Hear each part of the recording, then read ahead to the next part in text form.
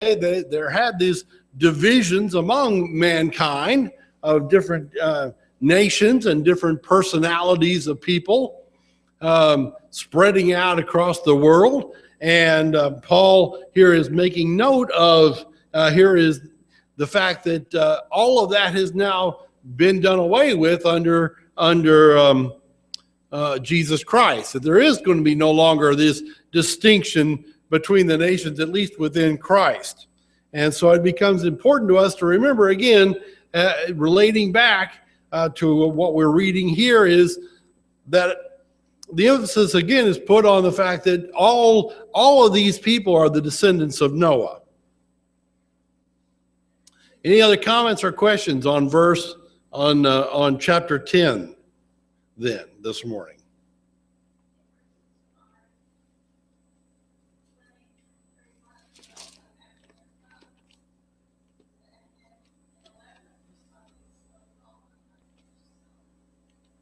Yeah, I think that, yeah, so I think we understand that the writer here, the writer of Genesis, is describing in broad information what happens to these people and these nations, both before and after the Tower of Babel, and now he's going to get into the detail starting in chapter 11.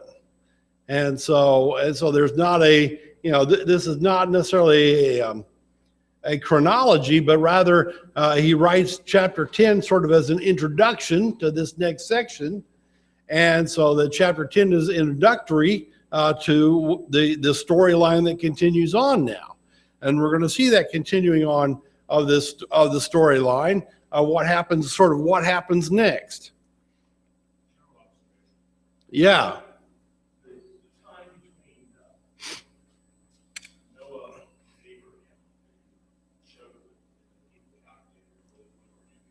Yeah. Right.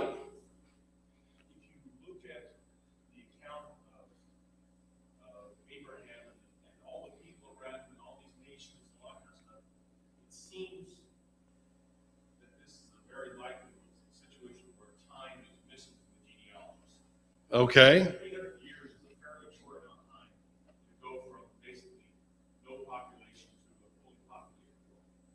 Yeah. We occasionally talk about, well, we don't know how old the Earth really is, maybe some genealogies, aren't time. Well, this is to me the one part of the Bible where it looks like maybe there's not a full amount of time. I suppose that is possible. I also think, though, that given the concentration of people in this area, 300 years, you can add a lot of people in 300 years.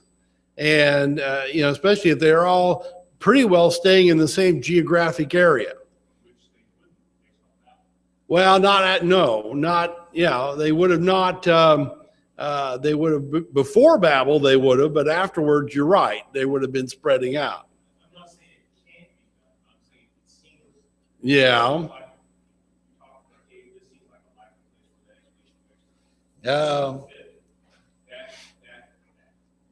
Possibly. Although the genealogies, though, given, as we'll see here in a little bit, the genealogies in Luke agree with what we're going to find here and suggest that there's not been, a lot of missing generations.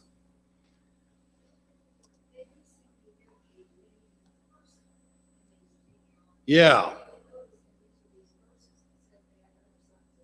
Right. Yes.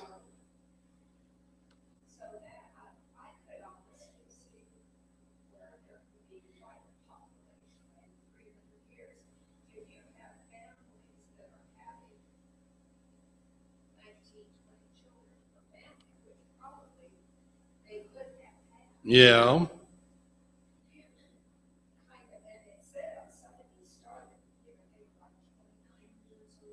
Yeah.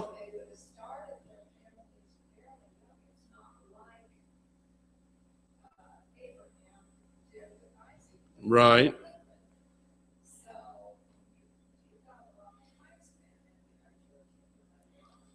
Well, if you think about, 300 years, and you're thinking about a new generation about every 30 years or so. And like you said, you've got maybe 10 or 15 or 20 children per generation, per couple. You could, do a little bit of math, but figure out what the population might have been like after 300 years.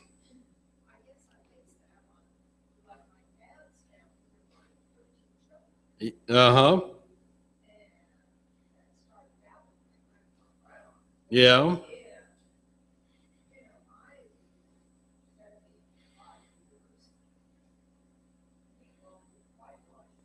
Yeah. Yeah, I've got, it doesn't take long to do it if you've got, big families having big families. Um, we're seeing a slowdown a little bit in our time of that, but a generation or two ago, though, these large families were not uncommon. I know my mother was one of 12 children, so certainly that's only been a generation or two ago. Okay. Yeah, I think there is possible that there would have been a good sized population at this time. We go into chapter 11 to see what's going on there. And it starts off with and letting us know now the whole earth used the same language and the same words. Well, naturally they would have, because they would have all come from Noah. And they came about as they journeyed east, that they found a plain in the land of Shinar and settled there. Well, here's a map up here on the screen, and hopefully you can see this pretty well, that here is this land called Shinar. It is a plain. There is a plain there in modern day Iraq between the Euphrates and Tigris River that is generally thought of. This is the location where this all took place. This is part of, again, that Mesopotamian Fertile Crescent.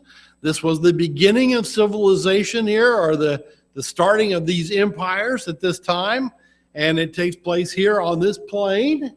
It's a fairly fertile plain there between these two rivers. And they said to one another, in verse 3, "Come, let us make bricks and burn them thoroughly." And they used brick for stone, and they used tar for mortar.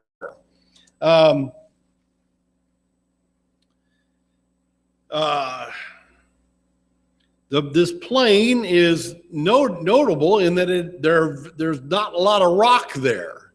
It's clay. It's mostly clay. And so they used the most common building material they could find, which was clay, and used it to make bricks, and then mortared them together with tar, asphalt, sort of like the tar pits. Most of us have heard of the tar pits out in California. Well, there are tar pits like that in this area of the world, and so you go to the tar pit, scoop up a bucket full of tar or whatever, and take it back and use it to put the bricks together. We find out what they're doing here. He says, "Come, let us build for ourselves a city and a tower whose top will reach into heaven, and let us make for ourselves a name, lest we be scattered abroad over the face of the earth." Well, notice their intention here. Some have, some have scoffed at this story. Well, they're going to build a tower up to heaven. No, they wanted to build a tower into heaven, as it says here. The intention of this is to help basically establish a city. They wanted to establish for themselves a city. God had told them to be fruitful, to multiply, and to fill the earth. He had wanted them. He had told Noah and his sons, "Hey, I want you to be spreading out. I want you to be taking advantage of this and spread out." And here's a bunch of people who said, "Well, we don't want to spread out. We want to stay right here, make ourselves a city." And notice they wanted to make for ourselves a name. And I would, we might ask ourselves, for whom is this name, or toward what purpose is this name? It's not like they have a lot of other civilizations around them that they're with, where they're in competition. No, they are simply there wanting to keep themselves all together, and it becomes, in effect, a challenge to God. They want to play God. They want to have their own power. They want to have their own presence, I think, if you will. And I think it becomes an affront to God that they're going to stay right where they are, and they're going to become this power in this one region. And in some way, they think that they are perhaps going to defy God. So then the Lord came down to the city in verse 5. The Lord came down to the city to see the tower which the sons of men had built. And the Lord said, behold, these are one people, and they have the same language. And this is what they began to do. And now nothing which they purpose to do will be impossible for them. Come, let us go down there, confuse their language, that they may not understand one another's speech. Again, you see the purpose here, that they had built it.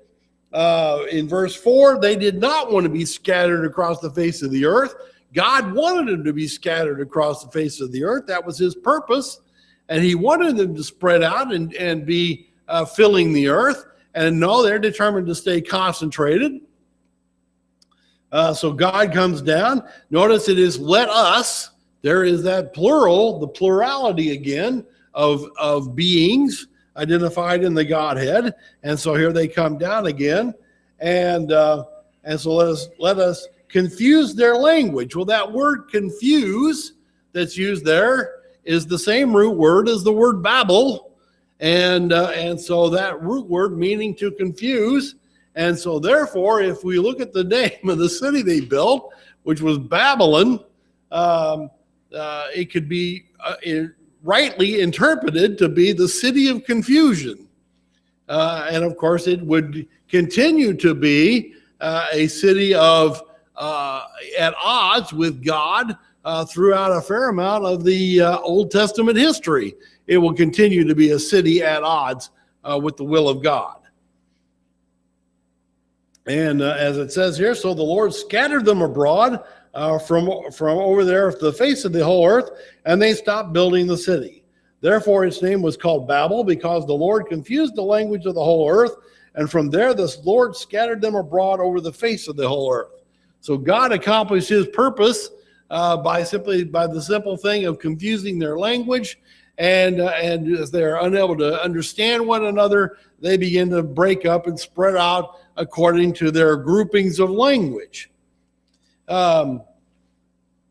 might ask ourselves, why is this story important? Well, it's important for a number of reasons. First of all, it explains the beginning of mankind's various languages, because as we see here, the languages of men are being confused. Even our cultural anthropologists, as they look at human languages, they realize that a lot of our languages go back to similar roots, but that at some point, some of these individual languages sprang up as they don't care to give the source of where it sprang up from, but these languages spread up, and of course they have evolved over time, the languages have, to the various forms that we have today. But as they trace these languages back, they do find times where at some point the languages, there were these languages that seemingly sprang up from nowhere. It may also help to explain the origin of races within the human family, because as mankind would have separated itself out according to its languages, it may have therefore then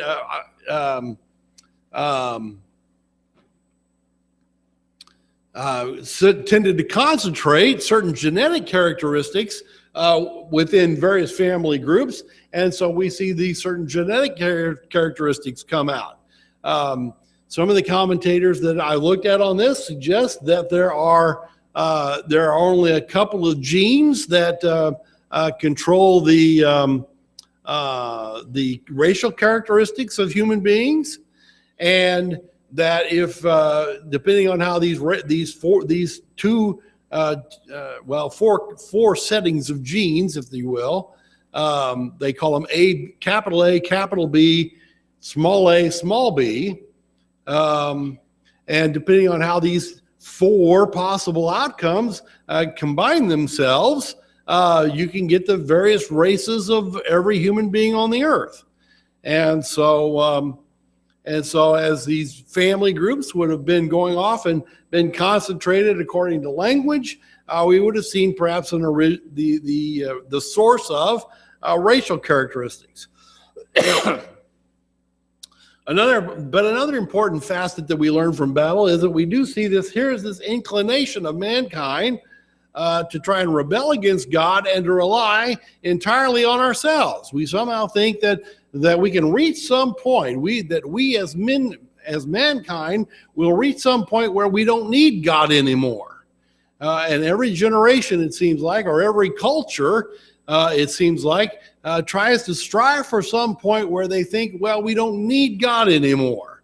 And even in our own time and in our own culture, we have some who think, well, we're past God. We don't need that belief in deity anymore. Well, nonsense. Every culture, every group of people over time has constantly tried to grow themselves past God, and have found that that's impossible. We just simply do not grow past our need for God.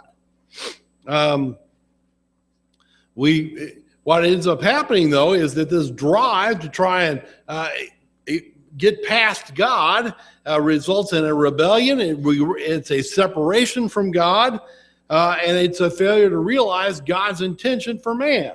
That God had, just as he had intended mankind to spread out and take hold of the earth, and these folks were trying to circumvent that goal.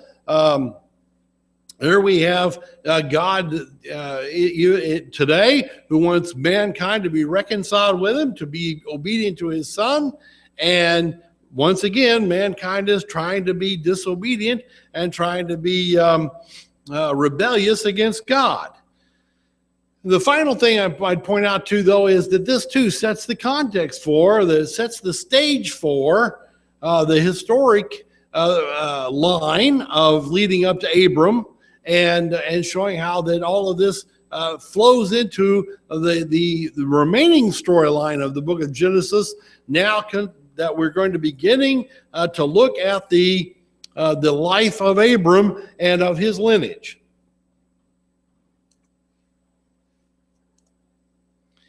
This tower, by the way, that's being built is called a ziggurat. There are actually a number of these that have been found in this area in Mesopotamia.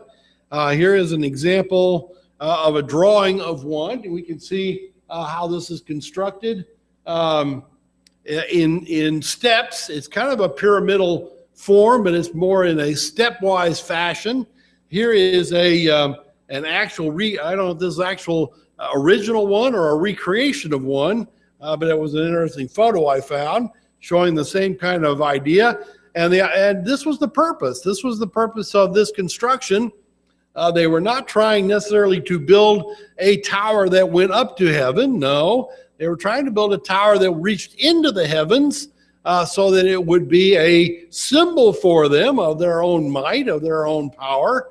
And you see how they would construct. There you have these clay bricks that they would fire, put them together with this mortar, and build this rather large structure with the intent that it could, on this plain, of course, it could be seen for miles around and could look out for miles around and would serve as a symbol for the might and the power of this people. And so this is the type of construction. This is the Tower of Babel as it is trying to be built.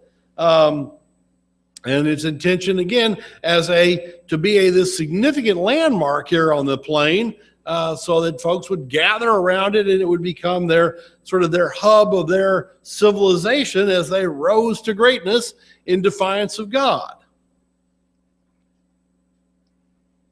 Yeah. Yeah, usually there was a shrine on top of these, or they would have some other special function, a palace of some sort. Um, we have heard perhaps of one of the wonders of the world was the Hanging Gardens of Babylon, and it's been suggested that that was built on a similar type of structure that they would have built this thing up, and then they constructed these large gardens on some of the terraces of this platform to resemble the some of the foliage that is found in some of the more mountainous regions of this area.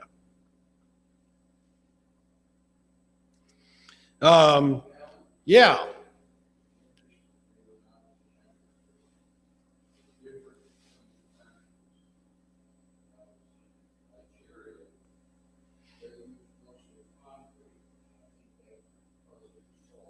Uh-huh.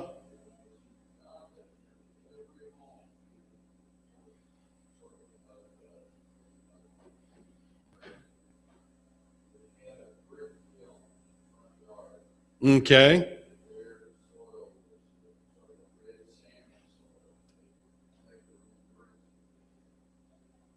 Yeah.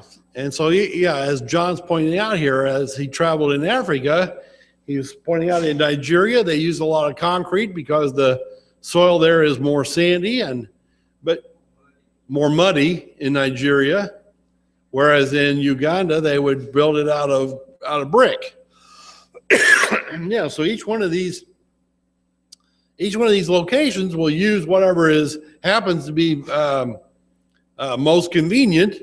And a lot of the building here in that Mesopotamian valley and that Mesopotamian plain was clay brick, because they had a lot of clay. I mean, it was just easy for them to use a lot of clay to build. We go on then with that story and this lineage, and now we've got another lineage here. This is the lineage of Shem going forward. These are the records of the generations of Shem. Shem was 100 years old, being the father of Arpachshad, and 2 years after the flood. And Shem lived 500 years after he became the father of Arpachshad, and he had other sons and daughters. And Arpachshad lived 35 years and became the father of Shelah. This is again pointing out what Rita just noted, that a lot of these men were having children in their 30s. And began to have their families, and then had other families as well. And so we see the generations are being, born, about every 30 or 35 years, as it shows here. Arpachshad lived 403 years after he became the father of Shelah, and he had other sons and daughters. And Shelah lived 30 years and became the father of Eber. And Shelah lived 403 years after he became the father of Eber, and he had other sons and daughters. And Eber lived 34 years and became the father of Peleg. And Eber lived 430 years after he became the father of Peleg, and he had other sons and daughters. And Peleg lived 30 years and became the father of Reu. And Peleg lived 209 years after he became the father of Reu, and had other sons and daughters. And Reu lived 32 years and became the father of Serug. And Reu lived 307 years. And you see how this goes on then. They're naming the children. Children are born when these men are about 30-ish, and they're beginning to have other sons and daughters, and they go on there, and we get down finally to verse 24. And Nahor lived 29 years, became the father of Terah, and Nahor lived 119 years after he became the father of Terah, and he had other sons and daughters. And now we come to that time. This gives us the lineage. This is just establishing the lineage between Noah and Abram. This is showing that how Abram came out of the lineage of Noah through Shem. And so we can track that lineage. And we get down here, of course, to the latter part of this. Terah lived 70 years and became the father of Abram, Nahor, and Haran. Now, these are the records of the generations of Terah. Terah became the father of Abram, Nahor, and Haran became the father of Lot.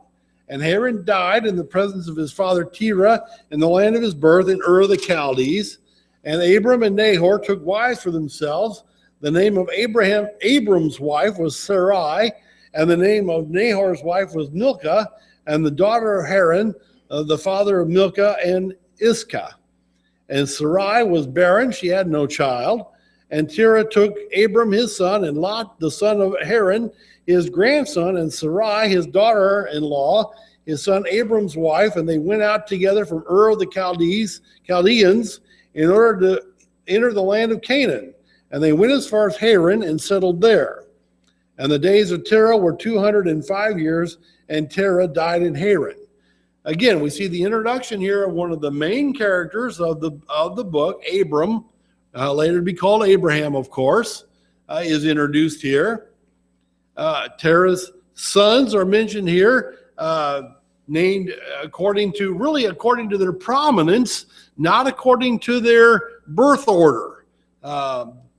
We need to kind of be aware of that. As we examine this text, we would find clues that would tell us the birth order. The actual birth order is Haran is oldest, followed by Nahor, and then Abram. Abram is the youngest son. But he's named first because he's the main character of a big part of the story. And so he's named in order of prominence, not in order of birth order. The other thing we should, again, remember and be pointing out here is that the writer specifies that Sarai is barren. She has no children. And this is going to set the stage for God's revelation of his divine will. This is going to be especially significant when we consider the promises that God is going to give to Abram. It's one thing to promise something when you've already got it, your descendants are going to take over the earth, or your descendants are going to be a mighty nation.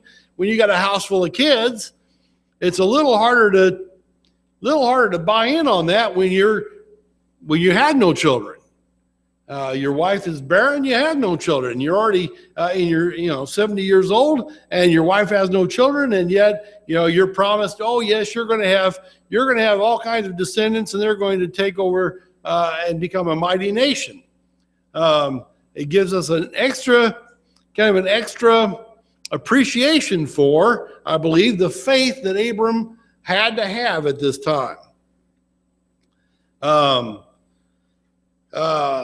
We don't know what prompts Terah's move. He moves from Ur of the Chaldees to Haran, which is an upriver move.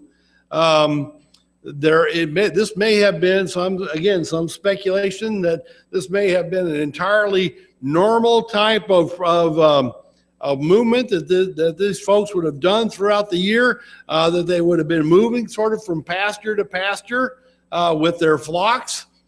And so this would have been maybe an entirely normal move for them to have gone upriver to a new pasture area for the welfare of their animals.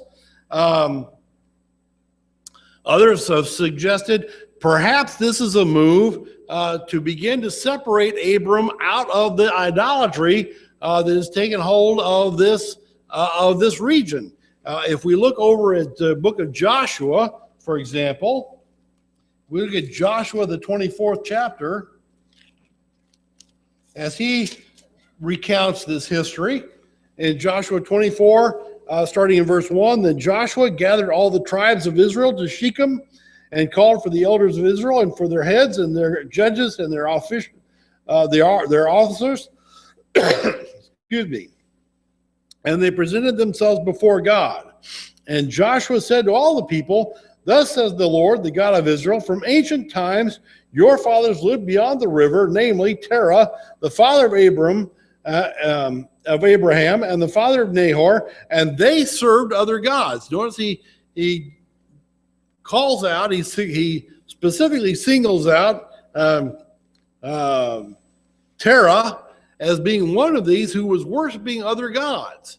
And so here is this idolatry or false worship coming into this family, there is no indication that Abram was joining in on this. Maybe it was a source of conflict or a source of discomfort for him and with his family, that they're starting to worship idols and he doesn't. We don't know. We just don't know. But the fact of the matter is that the scripture does indicate that Terah was involved in worshiping of these idols, and that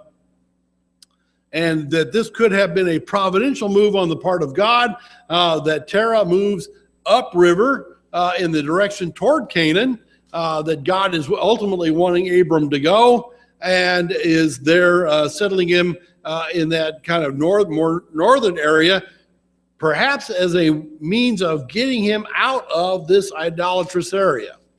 So we'll continue on. We'll continue on with the story next week. Appreciate your attention this morning. We'll continue with chapter 11, we'll wrap up this and then continue on with chapter 12 next week. Thank you.